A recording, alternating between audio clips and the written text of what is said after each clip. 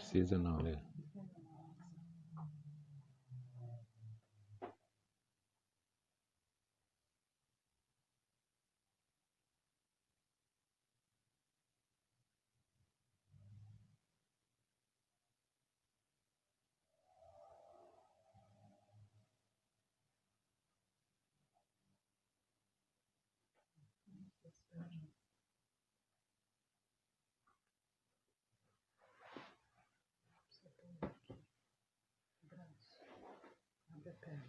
Não, não precisa.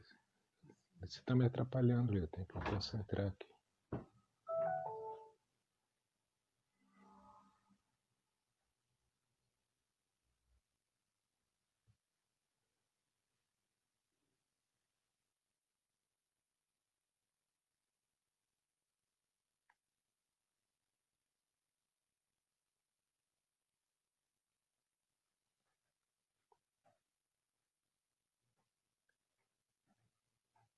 Olá, olá. Vê se está rolando aí para mim, por favor, no seu. Tá rolando, Débora? Não sei, me dá uma luz. Já está online, legal. Bom, pessoal, hoje a gente vai falar aqui no Cineclube do Entre Todos, que já está quase acontecendo. Daqui a mais ou menos 20 dias a gente começa a fazer as sessões do festival, mas desde maio mais ou menos a gente está fazendo algumas ações de cineclube remoto e até para ir preparando o pessoal, as equipes, os nossos parceiros. Vou convidar aqui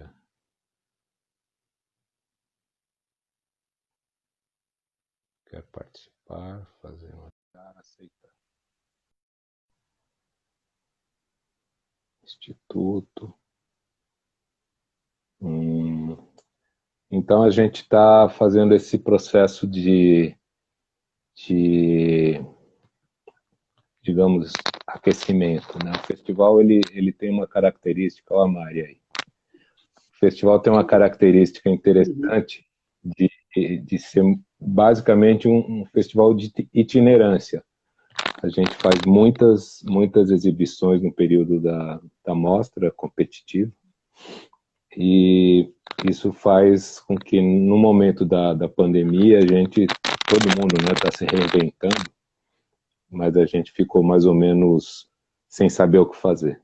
E aí surgiram os cineclubes, que a gente faz esse aqui no Entre Todos, todas as quartas-feiras, 8 horas, nesse formato do Instagram, que é uma coisa mais íntima, né? Fica uma conversa de duas pessoas, e vocês podem participar pelas conversas de texto, né?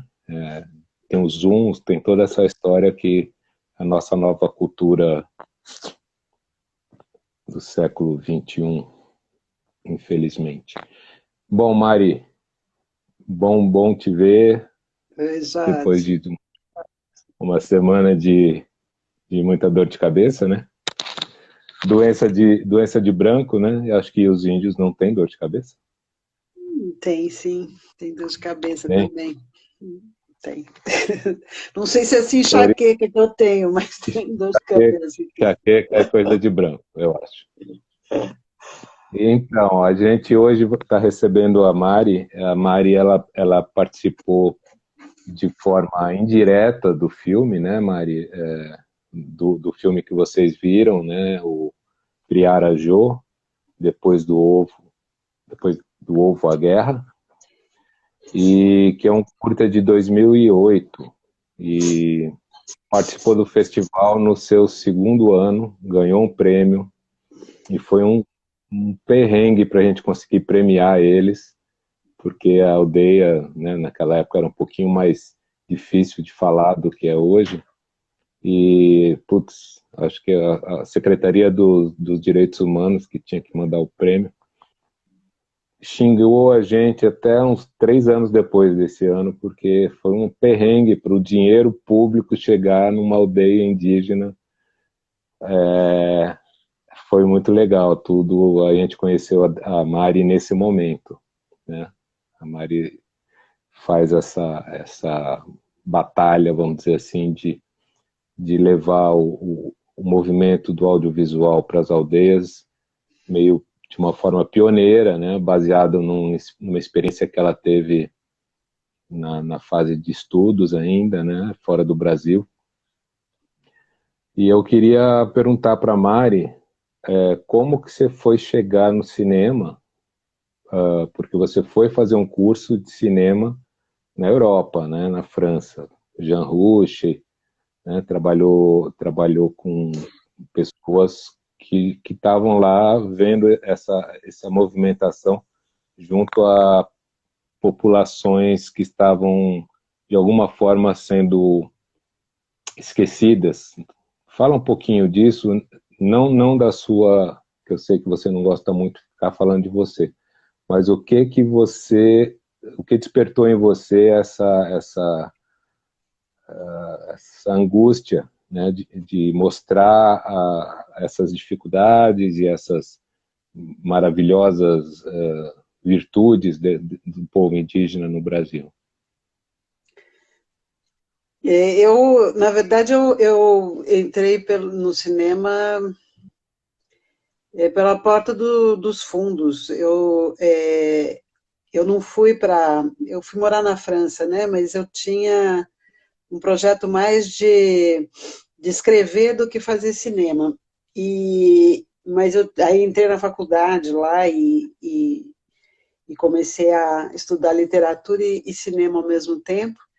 E aí eu tive a oportunidade, através de amigos, de conhecer uma grande montadora, editora francesa, que trabalhou e trabalha ainda com o Brasil, que é a Isabelle Ratry. E aí eu fui fazer um estágio de montagem, num longa-metragem, onde ela era montadora, e eu me apaixonei totalmente, né? Naquela época era película mesmo, quer dizer, a gente trabalhava com a película, né? E todo esse aspecto artesanal mesmo, né? De pegar na matéria, de cortar, tudo isso me encantou, assim, eu achava tudo isso muito mágico, né? Como é que se construía uma narrativa fisicamente, né? Como é que se fazia a narrativa cinematográfica. Aí eu continuei trabalhando como de estagiária para assistente, de assistente para chefe montadora, como se chama lá, e aí ingressei no cinema, sim, né, pela prática mesmo, aprendi a trabalhar com filme, fazendo filmes, fazendo edição de filmes, e me tornei, então, um profissional dessa área lá.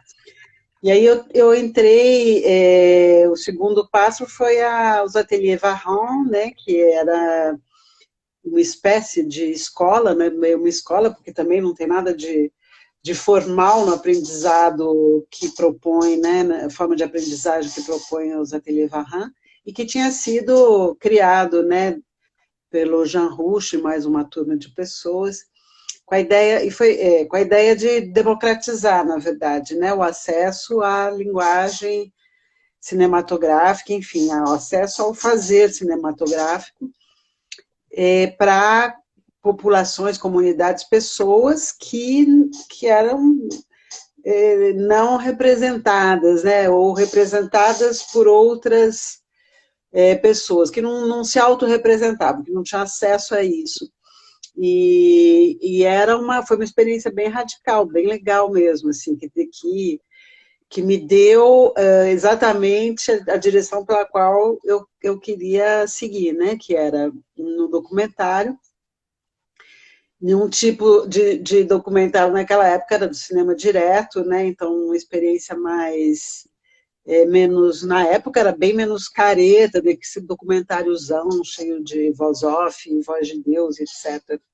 E ali eu comecei a trabalhar como diretora mesmo de cinema e a intervir como instrutora, né, de cineastas, de jovens cineastas que também passavam pela mesma experiência que eu tinha passado. Aí eu era uma formadora, passei a formar também documentaristas, né, e eu pegava sempre a fase edição. Então, uma super escola. E aí, em seguida, enfim, nessas de fazer as oficinas e tal, eram 3 a 4 por ano, né? Eu fui Qual era o convidada. público? Desculpa, qual era o público dessas oficinas? Era muito variado, eram pessoas que vinha de todos os lugares do mundo, a gente era uma torre de Babel, assim, vinha gente do mundo todo, assim, né? Teve uma... quando eu fiz como estagiária mesmo, né, como aprendiz, tinham indianos, tinha eu de brasileira, tinha sul-africanos, né, ainda na época do apartheid, né, então era incrível, né, estar com eles lá, com essa turma que depois continuou trabalhando, né, na África do Sul. Enfim, era assim, era bem... E nem só, não eram pessoas assim do audiovisual. Né? Isso também era muito interessante, porque a gente se tinha vivências, né? Pessoas de horizontes profissionais também bastante diversos. Assim. Então era uma experiência incrível. E era muito imersiva, assim, porque você entrava, eram estágios, que eles chamavam de estágios, né? Essa formação durava em torno de 3 meses, um pouco mais, mas era full time, assim, de manhã até à noite a gente estava lá, ou estava preparando os filmes, ou estava assistindo os materiais, ou estava discutindo com cineastas, enfim, realmente foi um momento bem determinante para mim, né, de escolha profissional, de caminho, de como eu queria trabalhar o documentário também, e essa parte de formação que era incrível, né? Que era botar a mão na massa mesmo, né? Era uma reflexão que vinha do ato de experimentar, e o ato de experimentar levava a uma reflexão que, por sua vez, levava à experimentação. Era muito bacana, muito legal. E aí eu fui Essa, convidada para fazer. só uma curiosidade, eu acho que essa vivência com alunos, né, em oficinas, e com essa heterogeneidade de alunos de vários lugares, vários países, tem muito a ver com a sua troca, né? A troca, a gente aprende muito com esse tipo de relação. A gente aprende, às vezes, muito mais do que eles com a gente. Eles pegam um pouquinho do conhecimento técnico, de algumas artimanhas, né? Mas a gente aprende a sabedoria dessa turma, é impressionante. A gente vai pescando nas reações e nas relações que vão se criando nos cursos, né? Eu já passei por isso, é muito intenso, é muito forte. Então, eu imagino que isso nas aldeias, você tem isso de uma forma, assim, muitas vezes aumentada, porque aí é uma intensidade total, né? As culturas são muito diferentes. Quando você tem pequenas diferenças culturais, já é grande. Imagina quando a cultura é tão, tão distante da nossa, ao mesmo tempo próxima e distante. E uma das coisas que é incrível nesse processo é a coisa da língua, né? Porque você chega para trabalhar com um povo que você não conhece a língua e as filmagens as pessoas falam, então depois a gente vai assistir e aí vai traduzir para a gente poder acompanhar e tal. E é nesse momento das traduções que você vai entrando realmente no universo, né, cultural, porque na hora de traduzir, sobretudo quando se trata de falas dos mais velhos e tal, né, que tem uma linguagem mais preservada, né, os jovens já misturam mais as coisas, você tem muita coisa que não se traduz, né, diretamente, assim, não há palavras para traduzir, então os conceitos precisam ser explicados para você poder entender do que se trata. E é nessa hora que esse mergulho, assim, é muito profundo. Eu me lembro, assim, da gente passar noite, na época que a gente não tinha laptop para levar para as aldeias, de passar, assim, de vela acesa, aqueles bancos de madeira, e traduzindo à mão e tal. É um processo extremamente dolorido para a coluna, mas é um mergulhão mesmo, é um privilégio, né? É uma coisa sensacional, assim, de você entrar no âmago, né? Pela língua mesmo, pela chave da língua, né? A coisa mais profunda que existe, né? Que é a verdade cultural daquela gente, né? Qualquer que seja, né? Se a gente vai para uma cidade interior do Rio Grande do Sul, você vai encontrar lá uma realidade que tem muita informação que vem dos seus antecedentes, do seu passado, da cultura material, imaterial, tudo isso está ali, né? Infelizmente cada vez mais se perdendo, cada vez menos preservado pela ambição de se equiparar ao exemplo maior que vem da cidade grande, que vem dos países mais ricos, etc. E existem lugares preservados, né? Preservados de uma forma quase que artificial, né? Porque se não fosse o Parque do Xingu hoje, a gente teria uma devastação da cultura indígena muito mais presente, né? Muito mais grave do que já é grave, seria muito mais grave. A questão do território, diga. né? Não, o Sim, território, assim, é extremamente importante, né, para a manutenção das práticas culturais. Sem ele, é tudo muito mais... Embora eu acredito que a identidade indígena não...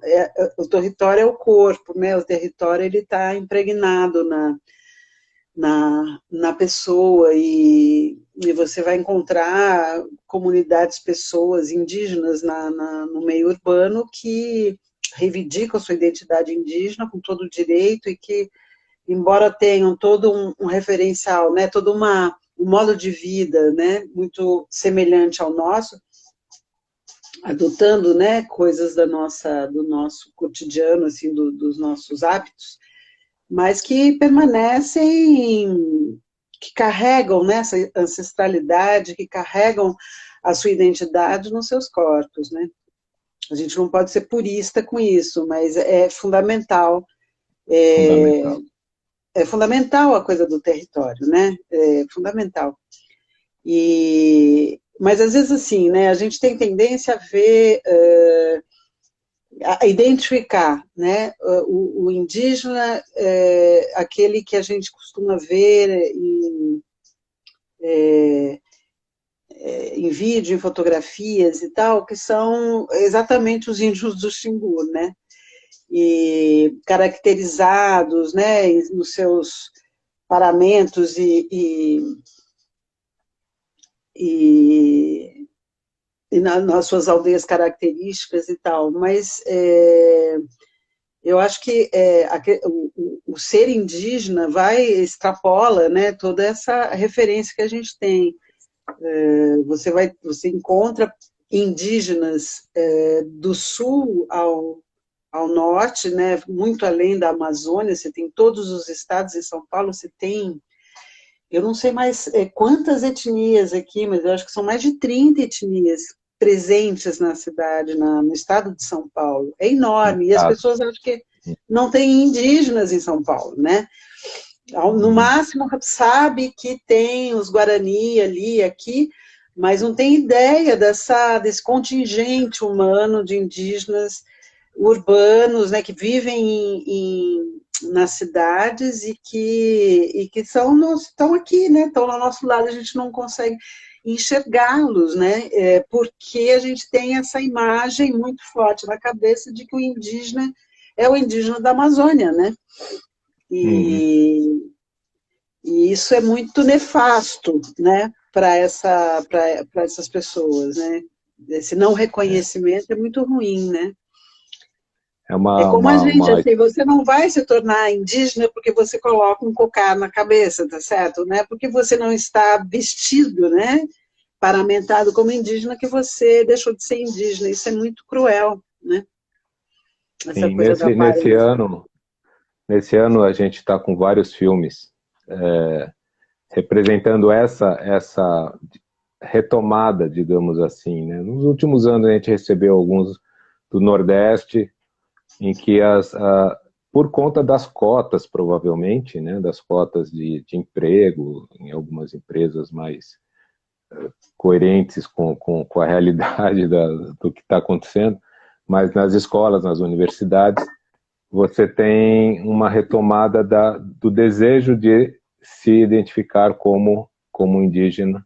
No Nordeste, isso é muito presente, e a gente recebeu filmes feitos por comunidades bastante assimiladas já pela cultura ocidental, mas que você olha pelas feições das pessoas, né? Que elas têm um traço semelhante, e eles estão se reconhecendo e começam a fazer encontros. Esse ano tem um filme argentino com essa realidade, é um filme selecionado para esse ano. E aí, falando, né, voltando a falar do cinema, você, de uma certa forma, esse cinema que você aprendeu, entre aspas, fazendo e tendo essas relações étnicas com outros colegas provavelmente europeus, do norte, né, do leste europeu, né, que é o tipo de pessoas que certamente você encontrou lá na Europa.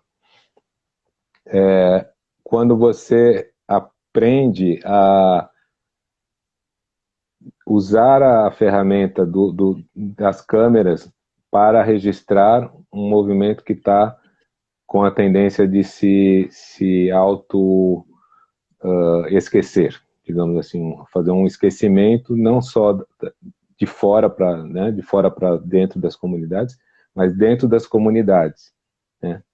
E isso é onde normalmente as pessoas se perdem e vão para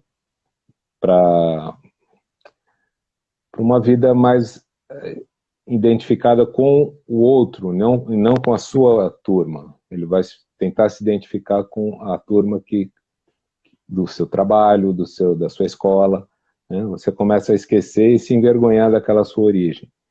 E o cinema começou, de uma certa forma, a valorizar isso, sem ser o cinema da indústria cultural, o cinema que agudiza o problema do preconceito, ao invés de ajudar na reconstituição, né, das origens, agudiza, folcloriza, e é uma coisa muito triste de se ver, né? Os índios americanos, né, nos filmes, nos faroestes, aquela coisa toda, é uma redução muito, muito triste, muito degradante, né, do que se faz.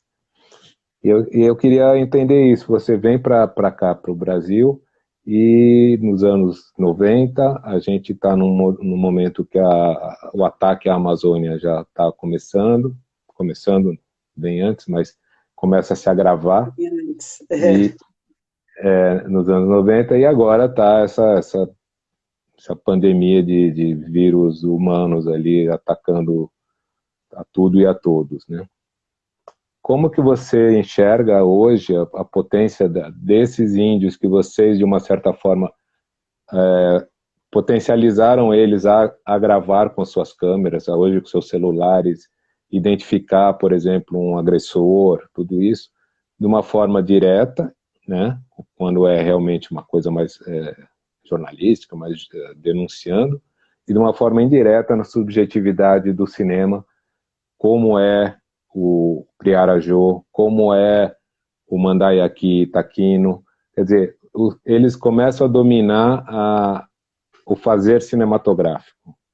Como é para você essa diferença entre o registro histórico, documental, e o registro, uma ficção, mas que normalmente eles levam para o lado do registro, mas de uma forma mais transversal e mais subjetiva? Olha, quando eu quis, né, enfim, a minha experiência fundamental foi quando eu fui para trabalhar com o povo Papu, não, eu fui com o diretor Papu. Eu fui trabalhar na Nova Caledônia com os Kanak, falar Kanak, o povo Kanak originário lá da Nova Caledônia. E foi lá que realmente eu entendi como que com um povo de tradição oral, um povo tradicional, o que a gente se deparou lá era justamente uma falta uma ruptura de comunicação entre os anciões, né, os anciãos e os jovens, né? Os jovens, assim, muito voltados para a cultura Rastafari, parecia que você estava chegando na Jamaica, e os velhos lá no canto deles, né, nas comunidades e tal. E a oficina que a gente fez, que foi uma oficina de 3 meses, foi uma oficina na região mais Kanak da ilha, né, que é o norte, que chama Pondimier. Então, lá a maioria é Kanak. E o que a gente viu acontecer, justamente, que eu vi, né, acontecer ali, era justamente isso, assim, na medida que a gente... que eles treinavam, né, usar a câmera, filmar, enfim, as abordagens todas, eles acabavam indo buscar na fonte ali dos mais velhos, né, das histórias e tal. Então, aquela ferramenta ali, de uma certa forma, ela recosturou, né, uma tênue ligação dos jovens com os mais velhos. E o que aconteceu ali? Os jovens foram buscar na fonte, nesses velhos, as histórias, né? E sem que a gente estivesse orientado nesse sentido, né? Foi um movimento deles mesmo. E os velhos se vendo os jovens interessados por eles, né? Abriram a comporta. Então, assim, os velhos falavam que os jovens não se interessavam mais e os jovens diziam que os velhos não queriam contar as histórias. A Câmara foi lá e foi como um veículo mesmo, né, para desentupir o canal. Foi muito legal ver isso. E aí o negócio brotou, né? Então, essa coisa da transmissão, e essa coisa do vídeo, né, da linguagem audiovisual, que é oral, né, ela é muito propícia para esses povos, né? Não que a escrita não seja importante, mas ela é muito direta na sua relação, né? Você não precisa se apropriar de uma nova linguagem, porque é a oralidade que está ali acontecendo, né? E foi uma catarse quase, assim, sabe? No final, foi muito lindo quando a gente, depois de editar todos os filmes, que a gente foi fazer a projeção final, com todas as comunidades, com todas as pessoas que se tornaram personagens dos filmes e tal. Foi um grande momento, assim, inesquecível mesmo, de reencontro, né? Para ambos os lados. E aí eu falei, não, é isso que eu quero fazer no Brasil, né, com os povos indígenas. Eu já estava fazendo o meu primeiro filme aqui no Brasil, lá no Xingu, e aí é aí que surgiu esse desejo mesmo, essa vontade de trabalhar com essa questão e de como a câmera, a linguagem audiovisual propiciava esse encontro, né? E quando você fala, né, dessa coisa da perda e tal, da fragilização, né, dessa transmissão de conhecimentos, ela está muito forte, mas isso ela já, né, isso vem de longe, assim, né? Embora eu pense assim, né, tem momentos, por exemplo, que em filmagens, em momentos que a gente está trabalhando com algum projeto deles, onde, de repente, um jovem começa a contar detalhes de um ritual, né? E aí você se dá conta do tanto que ele conhece, né? Parece, né, assim, às vezes você passa lá na aldeia, está lá o rapaz ou a moça com um fone de ouvido escutando uma coisa, não sei o quê, você acha que ele está alheio àquele ambiente, que ele está em outras, que ele está ouvindo sei lá o quê, e muitas vezes ele está ouvindo o registro de um ritual, de um canto que dali do povo dele mesmo, né, que rolou, né, dias atrás, ou enfim.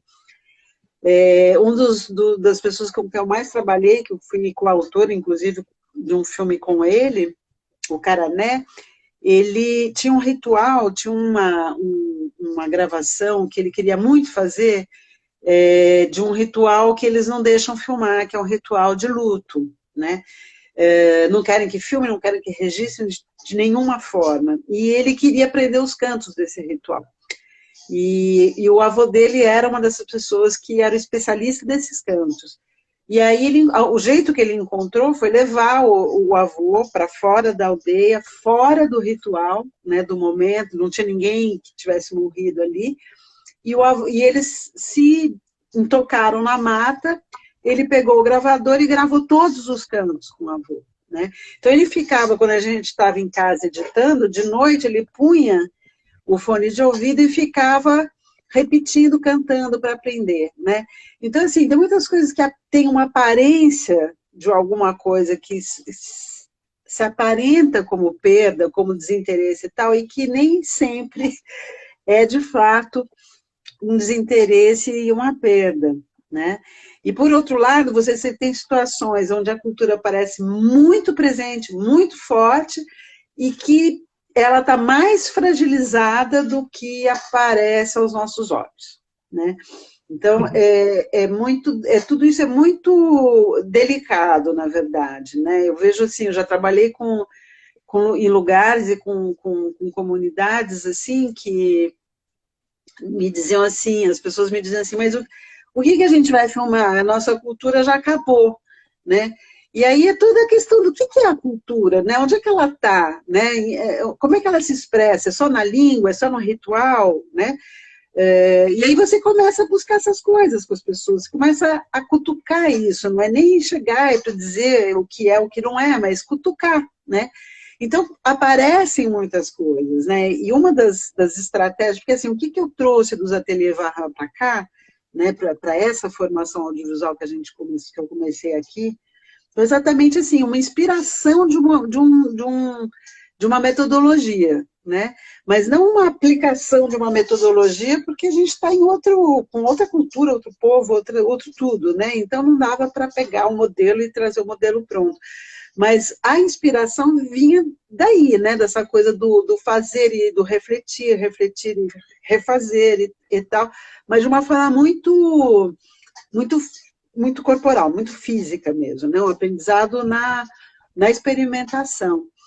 E surgem coisas, então, assim, a gente usava muito que, aliás, deram filmes muito legais, que era a experimentação, assim, de buscar um personagem, né? Você eleger a pessoa, ele escolhia uma figura na aldeia que lhe interessasse, assim, seja porque gostava, seja ou porque não gostasse, enfim, né? Ele escolhia uma pessoa e ia filmar o cotidiano dessa pessoa.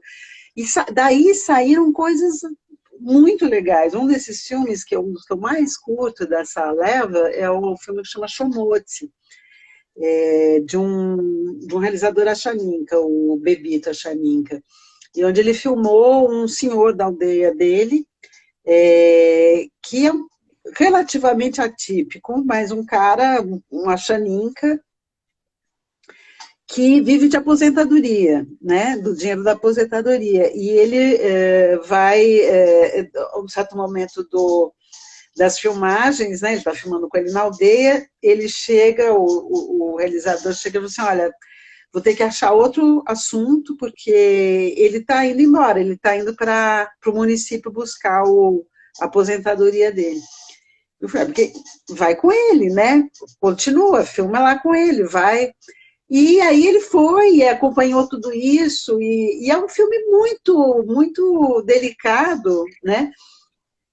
Mas que saem coisas incríveis, né?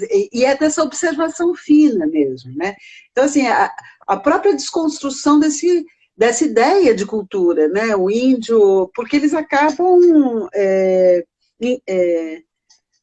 interiorizando um pouco essa coisa de que o indígena de verdade, é aquele que tem que estar de tal forma, né? O pintado, sei lá o quê. Tem o jeito de cuidar das crianças, tem o jeito de fazer as coisas, a cultura está ali, né? Ela é algo material e imaterial, né? Então, eu acho que o cinema, a forma como a gente se propôs a fazer esse trabalho, era justamente de não reafirmar discursos já prontos, né? Para vir até onde você estava colocando a questão. E por isso que esses filmes dessa primeira grande leva, né, que foi na época do Vídeo nas Aldeias, era essa experimentação que a gente fez junto com eles, ela tem esse perfil, né? São filmes que não têm a pretensão de definir o que é a cultura, de fazer reivindicações, de fazer denúncias, né? São filmes muito minimalistas, muito pessoais, né? E que, ao mesmo tempo, exigiram, né, dessas pessoas, desses realizadores, pactuar com as suas comunidades, porque os filmes eles tinham que estar interagindo ali, tinham que ter o acordo, né, a cumplicidade, né, o acordo dos personagens da comunidade como um todo, né? Tudo isso envolve uma estratégia, né? Uma metodologia também, né? De como é que você incorpora a comunidade nas filmagens, né? Porque ela não seja só ali o objeto a ser filmado, mas que ela intervenha, né? Que ela possa intervir na própria construção, na confecção do filme, né? Então, isso tudo demanda uma dinâmica, né? Demanda uma conversa constante e trocas, né? Então, as pessoas participam na hora que a gente vai assistir o material filmado, que a gente nunca ia, né, nas filmagens, deixava eles soltos e depois ia assistir. A comunidade inteira vinha, né, assistir. Então, havia, sim, um clube ali, né, de pessoas assistindo. Às vezes vinham as sessões, as mulheres com as crianças, depois vinham os homens jovens, depois vinha o grupo dos homens velhos, né? E de noite todo mundo assistia o material juntos e tal. Então, é um fazer juntos, né? É um jeito de fazer que você não chega nem com uma coisa pronta e nem respondendo a essa expectativa de denúncia, disso, daquilo, não que não seja importante, mas a ideia era aprender a retratar, né? Sem um ponto de vista muito já construído e afirmado, ou, sei lá, ou ficar batendo na mesma tecla o tempo todo, ou fazer... Eu lembro que eu assistia alguns filmes que me incomodavam muito, porque eram muito reclamões, assim, sabe? Era uma coisa muito baixo astral. E o que eu via nas aldeias não era isso, né? Quando você convive com as pessoas nas aldeias, onde as pessoas estão vivendo nos seus territórios, podendo viver bem dentro dos seus territórios, é muita alegria, né? É muita alegria, é muita brincadeira, né? Quando as pessoas estão bem, quando elas estão podendo comer direito, fazer suas festas e viver as suas vidas, elas... tudo é uma grande festa, é muito animado, as pessoas riem, se divertem, tiram um sarro, tem muito humor, né? E isso a gente não estava vendo nos filmes, né? E a gente passou a ver com esse tipo de filme, né? Porque a influência do olhar de fora, né?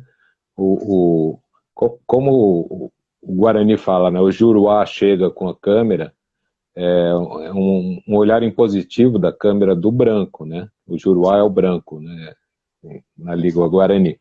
Você chega lá com equipamento, você chega com carro, você chega com 10 pessoas, 7 pessoas, 8 pessoas, e tudo passa a ser um grande teatro, né? E quando você entrega a câmera para eles fazerem, e eles usarem a sua visão, a visão de vida, né, atrás da câmera também, é uma coisa maravilhosa.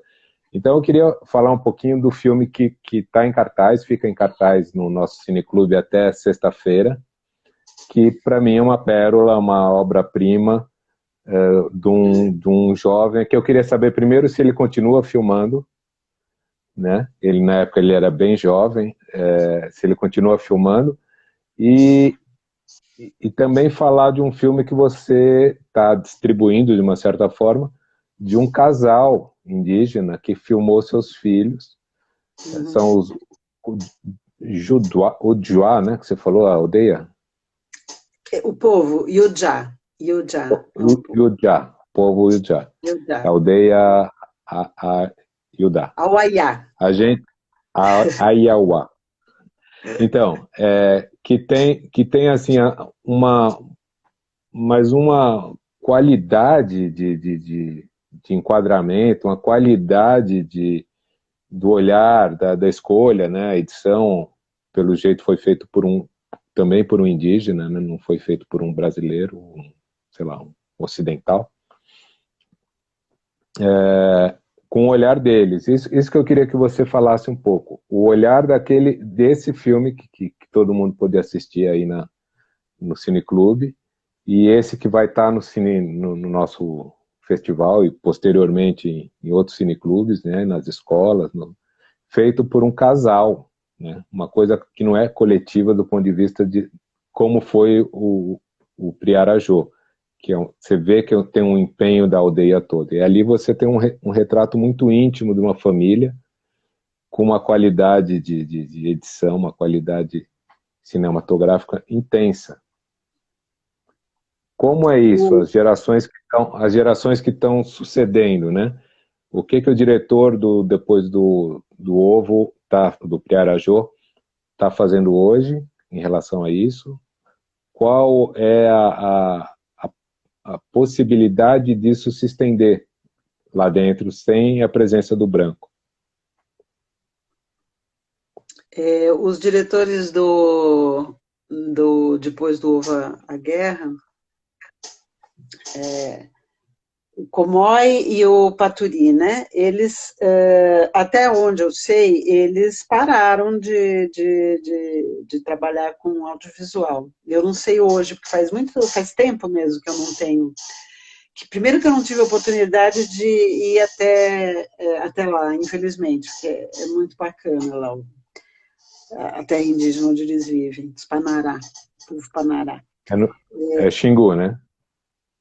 Não é Xingu. Eles viveram no Xingu. Eles foram levados para o Xingu, assim como os Iquipém foram levados depois de um contato catastrófico com a construção de uma estrada, né, onde a maioria morreu, quase desapareceram. Né? Eles chegaram lá, levados pelos Vilas Boas, eram 80, das 600, 800 pessoas que é estimado o povo antes do contato, chegaram lá, eram 60 ou 80 pessoas, né?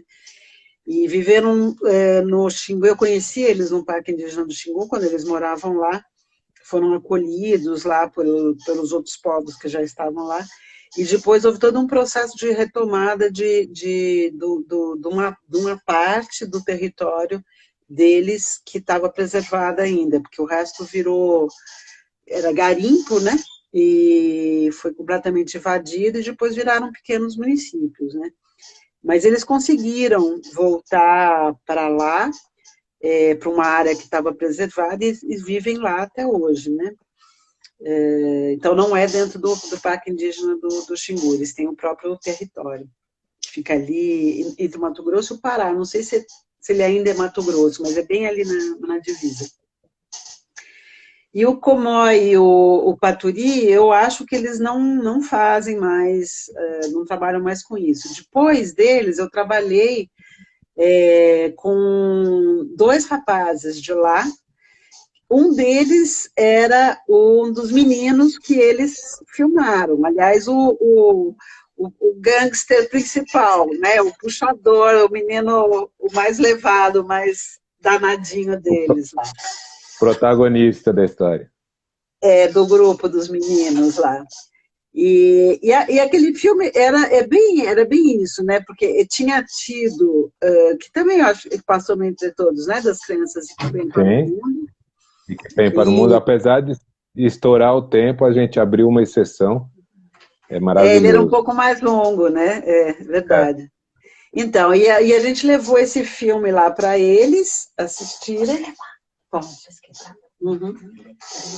E eles resolveram fazer o negócio com as crianças também, né? Então era uma forma eles foram estimulados por esse filme, eles resolveram fazer o deles. E é muito louco, porque eles têm muita criança, assim, é um lugar com muita criança. É impressionante como tem criança para Panará. E aí eles juntaram um grupinho e todo dia eles resolviam inventar uma história, né? Então, um dia eles iam para a caçada, outro dia não sei o quê, e um dia eles resolveram fazer a Guerra dos Antigos, né? E aí que eu estava falando essa coisa da transmissão de conhecimento, quer ver, eram molequinhos, né? Hoje são adultos com filhos já, mas eram molequinhos que resolvem, então, refazer a guerra entre os Panará com os Kayapó, que eram os inimigos deles, né? Eles são do mesmo grupo, tronco linguístico, né? Que é o grupo G, mas eram inimigos, né? E eles vão reproduzir, então, essa guerra entre Panará e Kayapó, contada por quem? Contada pelos pais e pelos avós, né? Claro, Então, assim, você vê que, né, embora exista essa fragilidade e tal, você vê ali que aquilo tudo está ali, está passando, está sendo contado, né, na beira da fogueira, sei lá, no canto da casa, mas eles foram criados ali, né, dentro com essas narrativas, né? E aí o papel ali era o Comoy que estava filmando, ele fez sozinho essa filmagem aí, né? Era de observador, né? Ele não... Os meninos resolveram, os meninos foram, e ele ficou ali filmando os meninos. Ele realmente, ele não interferia em nada. Então você vê os meninos cortando o cabelo, né? Fazendo aquela coisa toda. É incrível, né? A vitalidade daquilo ali é inacreditável, né? Assim, é um show de liberdade, né? Assim, a liberdade que essas crianças têm, a liberdade de criação. Né? É absurdo, é impressionante. E aí você vai para, sei lá, 30, 20 anos depois, não, menos, uns 15, 20 anos depois, e tem um casal filmando com uma câmera bastante boa, né? Porque a qualidade do filme é muito, muito boa, digital. Bom, hoje celular também filma super bem, mas com muita sabedoria no fazer cinematográfico, que não é a coisa coletiva e tão livre, é uma coisa mais, digamos assim, de quase que um hobby. Você até estava comentando, ele não tinha pretensão de fazer um filme. Você que viu o material e falou, nossa, faça um filme, vamos mostrar isso. Mas você entendeu assim o que eu estou colocando, né? Você tinha ali um momento de expansão e agora parece que tem um momento de retração, que é bem típico da nossa vida, né? A gente está dentro de casa, filma nossas famílias. Quer dizer, isso tá virando um registro mais particular e ao mesmo tempo menos criativo, né? O filme é lindo, é maravilhoso, as crianças são incríveis, a menina coisa mais linda, porém a gente não tem essa sensação que tem nos filmes das aldeias, digamos, mais antigas, talvez, menos adoçadas pelo açúcar do consumo e das televisões e das coisas todas, celulares e tal. Ou eu estou viajando? Não, eu acho que eu não vejo assim. Eu acho que são experiências diferentes, né? O filme Panará, depois do Nova Guerra, é um filme. Ele foi feito durante uma oficina, né? Então, assim, havia toda uma. A gente assistia o material, a gente colocava. Era genial, a gente colocava. A gente assistia e depois, no final da tarde, a gente fazia a projeção na aldeia para todo mundo, né? E era engraçadíssimo, as pessoas morriam, os adultos, né, morriam de rir com as palhaçadas, com as loucuras das crianças, né? E aquilo retroalimentava as crianças. No dia seguinte, elas saíam para fazer mais, para aprontar, porque estava todo mundo gostando. Então, é uma outra dinâmica, né? É uma outra dinâmica. Ali, o filme que foi selecionado eles estão em casa, é um filme doméstico, é uma coisa mais intimista, né? E a aldeia, a Uaiá, é uma aldeiazinha, uma aldeia familiar, né? Onde moram poucas pessoas, então é um outro ambiente, né? Quando você vai, por exemplo, uma aldeia grande, Iujá, como a aldeia Tubatuba, isso é lá dentro do Xingu, né? Já é uma aldeia grande, já tem muito mais gente, muito mais criança e tal. Esse tipo de filme Panará é muito mais possível dentro de uma aldeia grande, né? Com mais gente, né? Então, eu acho que não é eu não vejo isso dentro de um tempo Uma linear. generalização. Tá. Eu acho que são circunstâncias completamente diferentes como elas foram feitas. O que me encantou, porque realmente eu não tenho em relação a esse filme, o Mandaiaki Takinu, né, as duas crianças, a gente estava numa oficina de edição, né, a gente estava num processo de oficinas, a gente estava chegando já na última fase, que era mais para trabalhar as edições, né, e ele apareceu, ele e a esposa, né, é um casal que fez isso daí, e trouxe para a gente assistir. Eu assisti, eu falei assim, nossa, mas isso aqui tá lindo. Eles tinham feito tudo sozinhos, né? A edição e tal. E como a gente estava num ateliê, numa oficina de edição, a gente também botou para conversar, né? Porque eles editavam os materiais, todo mundo assistia, todo mundo comentava, e aí em seguida, enfim, né? Se trabalhava coletivamente. E aí a gente começou a dar pitacos na edição dele. Falar isso, aquilo, os outros participantes e tal, e fizemos algumas sugestões que ele curtiu e fez no filme, na edição do filme. E aí eu falei para ele, você não quer... Eu falei, você já apresentou teu filme, você já botou para circular e tal? E ele falou, não. Eu falei, você quer que eu cuide disso para você? E ele falou, quero. E a gente refez as legendas, porque tinha problemas de legenda, e aí começamos a fazer circular o filme. Mas é realmente uma coisa assim que eles fizeram. Ele tem um outro muito lindo que eu tô tentando falar com ele, eu não consigo, que é mais político, mas é com criança também. Ele é genial para filmar criança. Assim, é uma coisa. Essa coisa assim, que eu acho que tem muito a ver com o jeito que eles se relacionam com as crianças, sabe? Tem como, sem ser boba, sem ser idiota, mas tem uma coisa, tem um respeito tão grande pelo indivíduo criança, sabe, assim, pelo mundo infantil, é muito lindo, assim, né, você vê as crianças elas são muito mais, eu acho que elas são mais escutadas, sabe, você nunca vê adulto gritando com criança, você não vê criança levando bronca, sabe? Assim, as coisas acontecem de um outro jeito, né? Uma outra fluência. Por falar em fluência, o tempo fluiu muito rápido nessa conversa deliciosa. Daqui a pouco a gente tem que cortar. Então eu queria fazer um convite, porque aqui simplesmente cai, não tem como prolongar.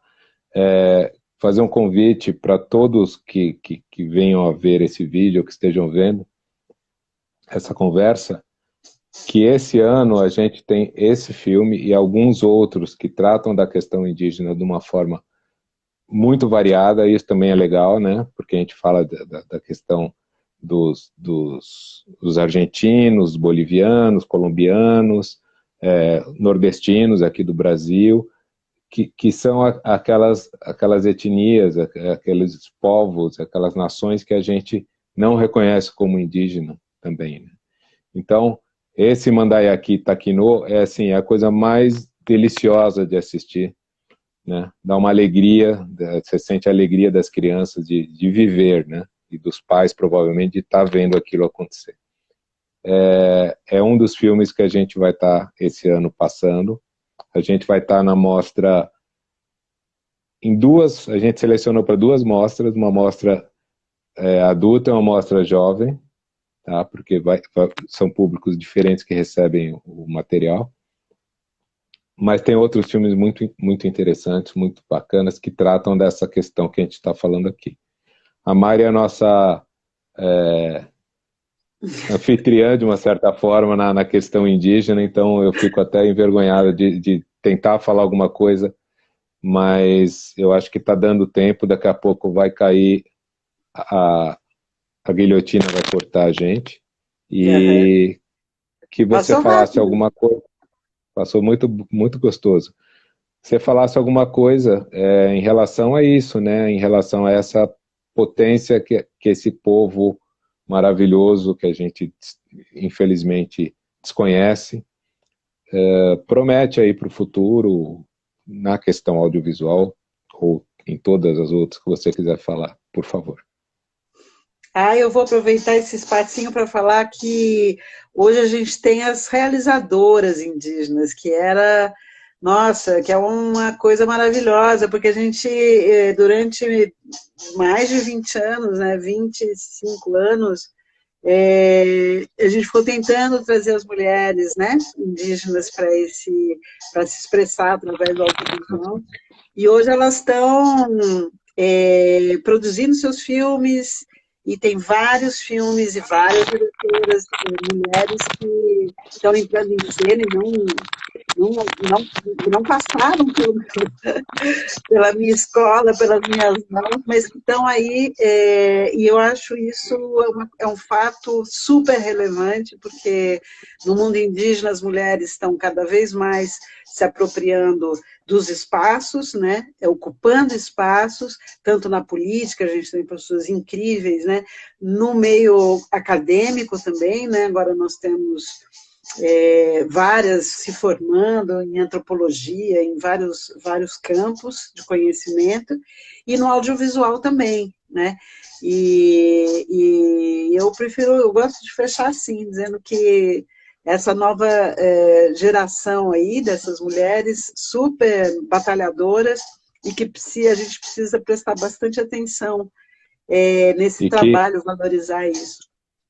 e que você, especialmente no instituto, né, que você criou e que você está trabalhando, Instituto Catitu, tem mais ou menos como foco trabalhar com mulheres na área tanto do audiovisual como na área também da organização delas enquanto grupo feminino, né? Uhum. Isso é muito legal, porque a gente sabe que historicamente, né, ancestralmente, as mulheres indígenas têm uma liderança dentro das famílias e dentro das aldeias, né? Uhum. Quando você dá voz a elas, né, e dá câmeras para elas, e dá, né, temos políticas indígenas já no Congresso, né, candidatas, etc. É Isso é uma deputada, maravilhoso, deputado. A gente tem 2 Joelha. minutinhos, então eu queria te pedir uma última coisa, que você falasse para um realizador que tem essa intenção meio antropológica de tratar com os povos diferentes, que não aquele da sua origem, você tem alguma dica de como não fazer bobagem, como a gente fez muita bobagem, né, durante muitos anos? Ai, quem sou eu para dar dica? Eu sei, eu acho que hoje é difícil você pretender fazer alguma coisa com comunidades indígenas sem levar em conta o protagonismo deles, né? Sem que seja uma pactuação mesmo, né? E essa pactuar para poder criar coisas que sejam relevantes também para eles, né? Eu acho Uhum. que é, eu acho que as pessoas estão cada vez mais. Eu tenho esse otimismo, eu não sei, mas eu acho que as Tá, pessoas estão cada vez mais preocupadas em compartilhar do que eu digo essas pessoas que querem, né, que têm interesse, que querem fazer filmes com esses povos, com essa temática, enfim, é sempre maravilha. trazê-los. Acabou? Tchau! É quase isso. Gente, muito obrigado, Mari, muito obrigado. Um beijão. Beijão, tchau. Tchau, pessoal. Muito obrigado. Toda quarta-feira aqui tem alguma novidade boa. O próximo filme vai entrar na sexta-feira e é sempre uma boa surpresa. Um Tchau, abração. Jorge. Tchau a Todas as todos. semanas. Obrigada. Tchau, obrigado. Tchau. Tchau.